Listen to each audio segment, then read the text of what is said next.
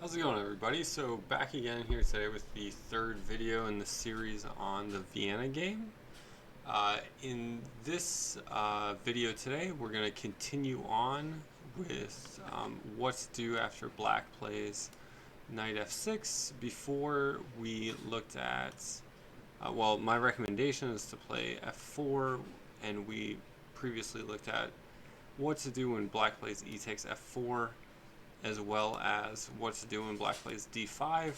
And in this video, I'm going to try to finish out all the other options when black plays d6, knight c6, and bishop b4.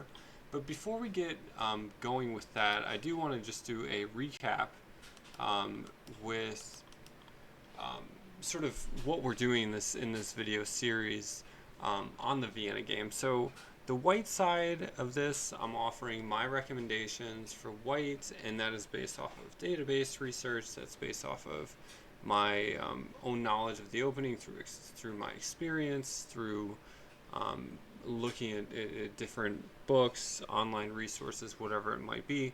And then importantly, the black side of this, I'm offering you guys moves that strong club players play, as opposed to necessarily what the best move is. I'm offering you the most frequent moves that club players play, whether they are the best move or whether they're mistakes. And I mention, which is each throughout. And the really great thing to this approach is that it hopes to mirror more likely what kind of experience you're going to have in your own games, as opposed to what you'll often see, which is people will give you the ideal variations, the ideal moves, the very best moves for both sides, 15, 20 moves deep, and nobody plays like that. So I'm in this way hoping to give you guys some practical sort of opening theory here, I would call it. So with that being said, let's jump right in. So to remind ourselves, the Vienna game starts after e4, e5, knight c3, and like I said, we've been looking at the most common move, knight f6. My recommendation is to play f4. And again, today we're going to start out with what to do after black plays d6. So here, my recommendation is to play knight f3. And the most common move here is knight c6. In response to this, we want to play bishop b5. And most commonly here, black will play bishop d7, and we want to go to play d3 here. And this is just 6 moves in, and this is all I really want to cover for this line. 61% white wins from this position. Black wins 34% of the time. Again, for lead chess players, 1800 to 2200. In longer time controls. So good quality games. White has a really nice record from this position, and again, we're just 6 moves deep. You don't have to memorize 15 moves of theory to get this. You get to a position where you got 61% chance to win, and you play chess from here. So yeah, so let's jump back to the next line here. So after f4, d6, again we're going knight f3. They're going to go knight c6, and we go bishop b5. Outside of bishop d7, the second most common move you'll see, which occurs about 81% as often as the most common move, bishop d7. The second most common move is actually bishop g4. And in response to this, we want to play h3. They're going to take on f3 most likely, and we take with the queen. Here, white is 55% to win. Black is 40% to win. So you get a nice edge, not as big as before. But again, we only have to memorize 7 moves of theory, and we get to play chess from here. Okay, so again, d6, knight f3, knight c6, and here Here, actually, let's not. Let's look at the second most common move. Instead of knight c6 here, let's actually look at what to do when black plays their second most common move, bishop g4. So in response to bishop g4 on move 4 here, similar to the last line, we still want to play h3. They'll most likely take. We take. Knight c6. Bishop b5. And in this position, again, 7 moves in, white is 64% to win, and black is 30% to win. That's what the games show in the database. Again, we're 7 moves deep, and you got into a position where you get to play chess from here with the knowledge that you essentially have a 64% chance to win, based on history of games in this line. So yeah, those are basically all the lines that I wanted to go over for when black plays d6. So not a whole lot there, relatively easy stuff, and nothing too deep in terms of how deep we're trying to go. The next moves here that I'm going to mention are moves that are highly questionable. So to recap, we've looked at what to do when black plays e takes f4, which, as I said, is kind of a mistake. We've looked at what to do when black plays d5, which is probably the best move that black has, and we just looked at what to do when black plays d6, which is pretty solid. It's a little less testing for white than d5, but I would say not quite as bad as e takes f4. And now the last 2 moves I want to cover are really just bad moves for black. The first one here, knight c6, turns out as a mistake, and we'll see why. And then bishop b4 is actually a blunder, and we'll see why there. So this move knight c6, and also incidentally I didn't mention this move d6 occurs pretty frequently. It's about 77% is common as the main line, e takes f4, and I didn't say before, d5 is about 82% as common. So your most common moves are going to be e takes f4. This keeps doing this. d5 and d6. And they occur pretty frequently, but then you will see, and I have definitely seen knight c6, which again, like I said, is a mistake. It occurs about 36% as often as the main line, e takes f4, and then bishop b5. It occurs rarely. It's about 11% as common, but I have seen it, and it is a blunder, and we'll see why here in a second.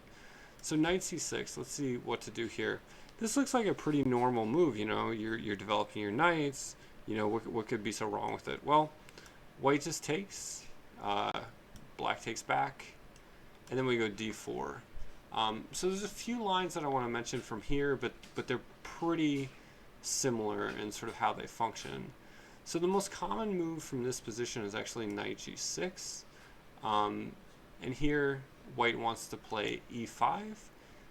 Black most commonly will play knight g8, and then we want to play knight f3.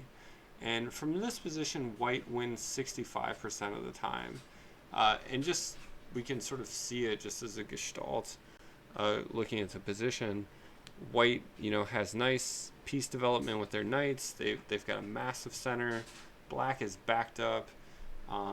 Yeah, this is just a really good position for white. White does not want anything materially, but just in terms of positional nature, if you turn on the engine, I think it's like +2 or something.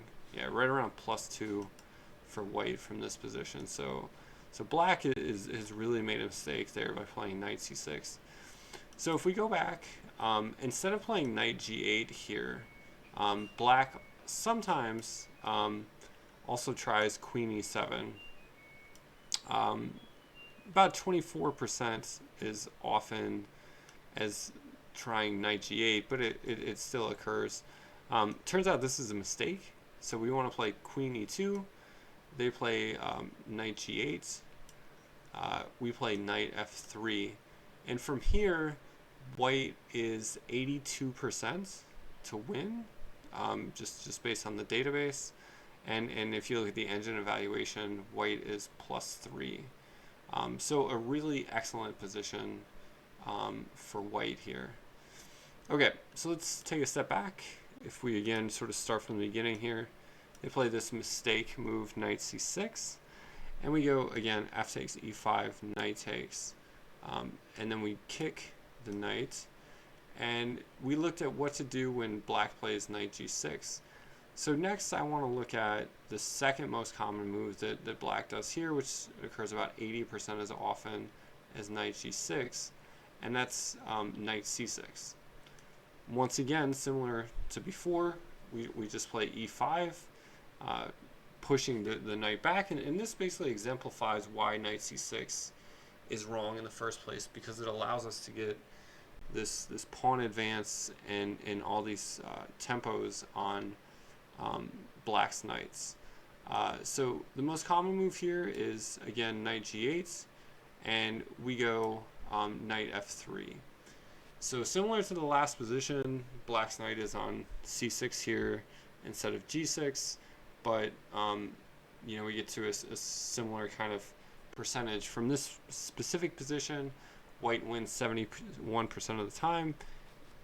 Once again, the engine says it's around +2 already for white, for the same sort of positional reasons that I mentioned before. I do want to mention one other thing in this line with here. Let me start back from the beginning. So here's our original starting position, knight c6. We get the normal capture, the recapture, d4, knight c6, e5. I did want to mention another try similar to before that black tries here, and it occurs with about the same frequency as in the other line, about 23% as often as just jumping the knight back to g8. Is this move queen e7, and here we want to play bishop e2. Notably, we don't want to play queen e2 queen e2 like we did in the previous line, because black has their knight on c6 and is putting pressure on d4. So we play bishop e2. They'll play knight g8 now because we're threatening to take, and then we play knight f3. And from this position, white wins 73% of the time and is +3.8. I forgot to mention that, similar to as in the previous line, this move queen e7 is a mistake, and instead of getting a position like this one where white is +2, we get to a position like this one where white is +3.8. So just as sort of a sample continuation, this is you can try to learn these subsequent moves here, but you don't necessarily have to. Just getting to this position, you've gotten to a position where you're +3.8 as a result of black's mistakes. That should be pretty strong. But just for interest, d6 is a common move here. It turns out you can just go ahead and castle. The tactical complications work out, and we'll see why. So these are the tactical complications that I mean. If black tries to take, we take back, they take back. It turns out this capture is is actually a blunder in the line. It doesn't work out. And why doesn't it work out? Well, it doesn't work out because white has this bishop b5 check, c6, rook e1. And in this position, white is +8. So it's depending on who you're playing, you might be able to take advantage of this kind of thing. So again, this was the position we landed on, knight f3, where white is +3.8. You will very often, I think I've seen this recently in one of my own games, and actually maybe two of my own games recently. You'll see this move d6 relatively often. Just know that you can castle, and you don't have to worry about the tactical complications not being in your favor if they capture on e5, because we just sort of went through why. It basically has to do with the fact, once again, if we go through the line, has to do with the fact that black, or that, well, let me just do the last capture here. When everything is traded on e5, the point is that black, or that white has this check with the bishop, followed by bringing their rook over to the unfortunate, e file. Unfortunate for black, because black now has their queen and king on the e file.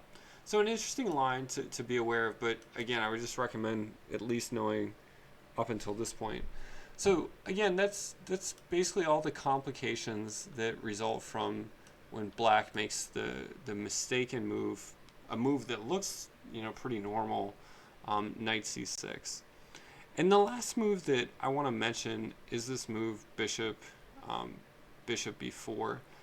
It occurs, like I said, about 11% as frequently as the main line e takes f4. So you won't see it too often, but it's helpful to know that when this happens, your opponent has just made a blunder, and if you know this line, you'll be able to, basically just almost guarantee yourself a win from here. So what we want to do is we want to play f takes e5. The most common move by black here is bishop takes c3. We want to take with the d pawn, opening up the c1 bishop. They now will take on e4, given that their knight was under attack. And the key move is queen g4, hitting both g7 and the e4 knight. They most likely will try to support their knight with d5, but then we take on g7. They have to move their rook over to f8. They're going to have a really hard time castling on queenside. They've got so many pieces in the way.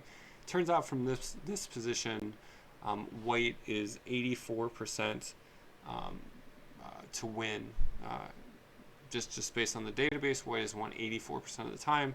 And if we look at the computer analysis here, again, it's like +3. So if two grandmasters are playing from this position, white is basically going to win every time. Okay, so yeah, those were basically, in this third video here, I went over all the remaining moves that you'll often see. Again, in the previous videos, we went over e takes f4, and we went over d5 by black. Here we went over d6, we went over knight c6, and we went over bishop b4. And we really started to see, again, sort of how the Vienna can just mess your opponent up. So I hope you guys are getting a sense for that. And there'll be more to come in subsequent videos when we get away from the two knight f6 line, and especially when we start looking at this line knight c3, which is the second most common move. There are a lot of interesting positions that arise out of this move, and a lot of ways that black goes wrong. So stay tuned in subsequent videos for knight c3, and I'll be looking forward to seeing you guys next time. Thanks a lot. Bye.